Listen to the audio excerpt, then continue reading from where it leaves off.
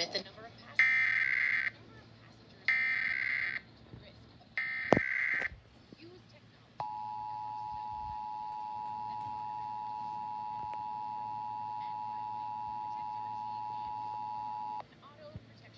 This is a test of the National Emergency Alert System. This system was developed by broadcast and cable operators in voluntary cooperation with the Federal Emergency Management Agency, the Federal Communications Commission, and local authorities to keep you informed in the event of an emergency. If this had been an actual emergency, an official message would have followed the tone alert you heard at the start of this message.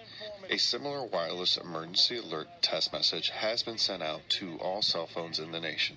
Some cell phones will receive the message, others will not. No action is required.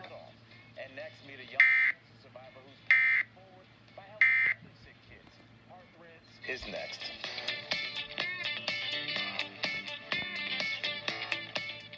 Promotional consideration is brought to you by Attention homeowners. Quicken Loans has some very important information regarding the U.S. government's Home Affordable Refinance Program, or HARP.